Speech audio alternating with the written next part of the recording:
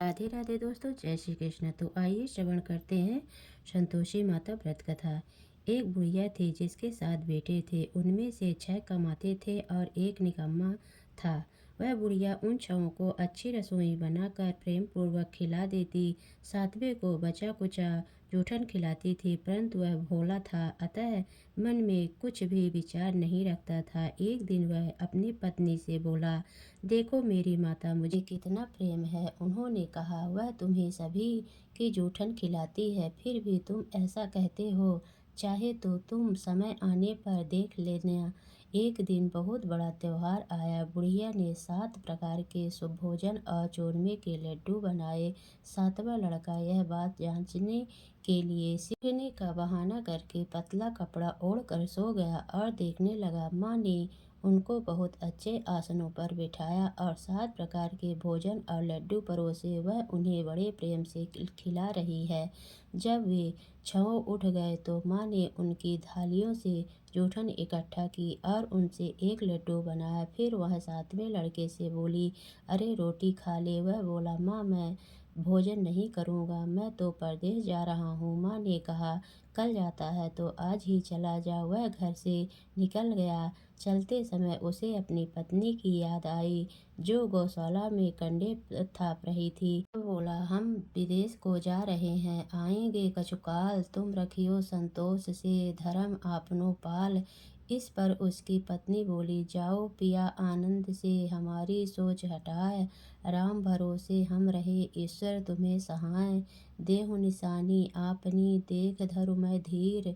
सुधि हमारी न बिसरइयो, रखियो मन गंभीर। इस पर वह लड़का बोला, मेरे पास कुछ नहीं है, यह अंगूठी है, सो ले और मुझे भी अपनी कोई निशानी दे। यह बोली, मेरे पास क्या है, यह गोबर भरे हाथ हैं। यह कहकर उसने अपने पीठ पर गोबर के भरे हाथ के थप्पे मार दी। वह लड़का चल दिया। ऐसा कहते हैं इसी कारण से वह विवाह में पत्नी पति की पीठ पर हाथ का छापा बांधती है। चलते समय वह दूर देश में पहुंचा। वह एक व्यापारी की दुकान पर जाकर बोला, भाई मुझे नौकरी पर रख लो। व्यापारी को नौकरी की जरूरत थी, अतः बोला, तनख्वाह काम देख कर देंगे, तुम रह जाओ। वह सवेरे 7 बजे से रात की 12 बजे तक नौकरी करने लगा। थोड़े ही दिनों में सारा लेन देन और हिसाब किताब करने लगा। सेठ के 7-8 नौकर चक्कर खाने लगे। सेठ ने उसे 2-3 महीने में आधे मुनाफे का हिस्सेदार बना दिया। 12 वर्ष में वह नामी सेठ बन गया और उसका मालिक उसके भरोसे काम छोड़कर कहीं बाहर चला गया। इधर उसकी औरत को सास और जेठानियाँ बड़ा कष्ट देने लगी। वे उसे लकड़ी लेने जंगल में भेजती, भूसे की रोटी देती, टूटे नारियल में पानी देती। वह बड़े कष्ट से जीवन व्यतीत कर रही थी। एक दिन जब वह लकड़ी लेने जा रही थी तो रास्ते में उसने कई औरतों को व्रत करते देखा। वह पूछने लगी, बहनों यह किसका व्रत है, कैसे करते हैं और इससे क्या फल मिलता है। तो एक स्त्री बोली, यह संतोषी माता का व्रत है, उसके करने से मनोवांछित फल मिलता है। इससे गरीबी, मन की चिंताएं, राज के मुकदमे, कलह, रोग नष्ट होते हैं और संतान सुख, धन, प्रसन्नता, शांति, मन पसंद वर मिले व बाहर गए हुए पति के दर्शन होते हैं।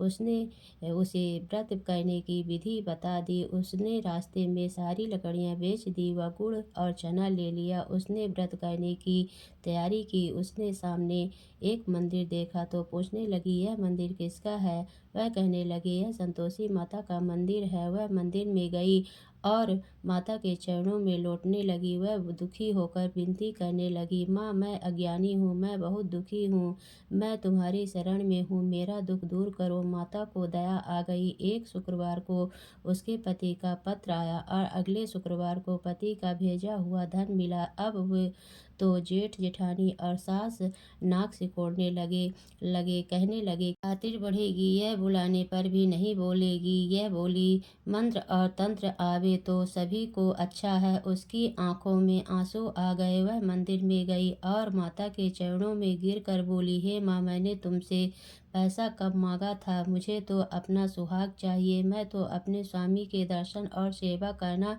मांगती हूँ। तब माता ने प्रसन्न होकर कहा, जा बेटी, तेरा पति आवेगा। वह बड़ी प्रसन्नता से घर गई और घर का काम काज करने लगी। उधर संतोषी माता ने उसके पति को स्वप्न में घर जाने और पत्नी की याद दिलाई। उसने कहा, माँ, मैं कैसे जाऊँ? परदेश की बात है, लेन देन का कोई हिसाब नहीं है। माँ ने कहा, मेरी बात मान, सवेरे नहा धोकर मेरा नाम लेकर घी का दीपक जलाकर दंडवत करके दुकान पर बैठना। देखते देखते सारा लेन देन साफ हो जाएगा, धन का ढेर लग जाएगा। सवेरे उसने अपने स्वप्न की बात सभी से कही तो सब खिल्ली उड़ाने लगे, कहने लगे कि कहीं सपनों की भी बात सत्य होती है। पर एक बूढ़े ने कहा, भाई, जैसे माता ने कहा है वैसे करने में क्या डर है? उसने नहा धोकर माता को दंडवत करके घी का दीपक जलाया और दुकान पर जाकर बैठ गया। थोड़ी ही देर में सारा लेन देन साफ हो गया, सारा माल बिक गया और धन का ढेर लग गया। वह प्रसन्न हुआ और घर के लिए गहने और सामान वगैरह खरीदने लगा। वह जल्द ही घर को रवाना हो गया। इधर बेचारी उसकी पत्नी रोज लकड़ियां लेने जाती और रोज संतोषी माता की सेवा करती। उसने माता से पूछा, हे माँ, यह धूल कैसी उड़ रही है? माता ने कहा, तेरा पति आ रहा है, तू लकड़ियों के 3 बोझ बना ले। एक नदी के किनारे रख, एक यहाँ रख और एक तीसरा अपने सिर पर रख ले। तेरे पति के दिल में उस लकड़ी के गट्ठे को देखकर मोह पैदा होगा। जब वह यहाँ रुक कर नाश्ता पानी करके घर जाएगा, तब तू लकड़ियाँ उठाकर घर जाना और चौक के बीच में गट्ठा डालकर जोर जोर से 3 आवाजें लगाना। सासू जी, लकड़ियों का गट्ठा लो, भूसे की रोटी दो और नारियल के खोपड़े में पानी दो। आज मेहमान कौन आया है? इसने अम्मा के चरण छुए और उसके कहे अनुसार सारा कार्य किया। वह तीसरा गट्ठा लेकर घर गई और चौक के डालकर कहने लगी, सासू जी, लकड़ियाँ का गट्ठा लो, भूसे की रोटी दो, नारियल के खोपड़े में पानी दो। आज मेहमान कौन आया है? यह सुनकर सास बाहर आकर पट भरे वचनों से उसके दिए हुए कष्टों को भुलाने के लिए कहने लगी, बेटी, तेरा पति आया है, आ मीठा भात और भोजन कर और गहने कपड़े पहन। अपनी माँ के ऐसे वचन सुनकर उसका पति बाहर आया और अपनी पत्नी के हाथ में अंगूठी देखकर व्याकुल हो उठा। उसने पूछा, यह कौन है? माँ ने कहा, यह तेरी बहू है। आज 12 वर्ष हो गए, यह दिन भर घूमती फिरती है, काम काज करती नहीं, तुझे देखकर नखरे करती है। यह बोला, ठीक है, मैंने तुझे और इसे देख लिया है, मुझे दूसरे घर की चाबी दे दो, मैं उसमें रहूंगा। माँ ने कहा, ठीक है, जैसी तेरी मर्जी। और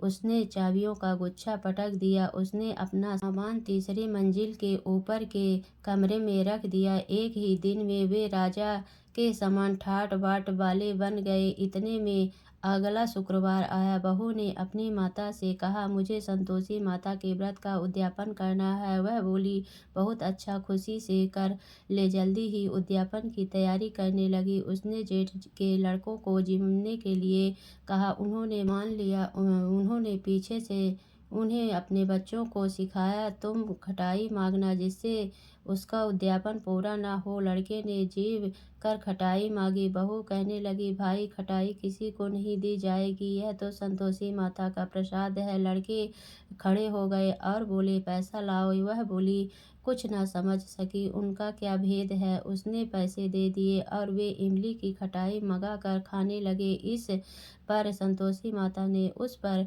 रोष किया। राजा के दूत उसके पति को पकड़ कर ले गए। वह बेचारी बड़ी दुखी हुई और रोती हुई माता जी के मंदिर गई और उनके चरणों में गिरकर कहने लगी, हे माता, यह क्या किया? हंसकर अब तू रुलाती है मुझे। माता बोली, पुत्री, तुझे दुख है कि तूने अभिमान करके मेरा व्रत तोड़ा है और इतना जल्दी सब बातें भुला दी। वह कहने लगी, माता, मेरा कोई अपराध नहीं है, मुझे तो लड़कों ने भूल में डाल दिया, मैंने भूल से ही उन्हें पैसे दे दिए। माँ, मुझे क्षमा करो, मैं दोबारा तुम्हारा उद्यापन करूँगी। माता बोली, जा, तेरा पति रास्ते में आता हुआ मिलेगा। उसे रास्ते में उसका पति मिला। उसने पूछने पर कहा कि मुझे राजा ने मुझे बुलाया था। उससे मिलने गया था। कुछ ही दिन बाद फिर शुक्रवार आया। वह दोबारा पति की आज्ञा से उद्यापन करने लगी। उसने फिर जेठ के लड़कों को बुलवा दिया। जेठानी ने फिर वही बात खा दी। लड़के भोजन के बाद फिर खटाई मांगने लगे। उसने कहा, खटाई कुछ भी नहीं मिलेगी, आना हो तो आओ।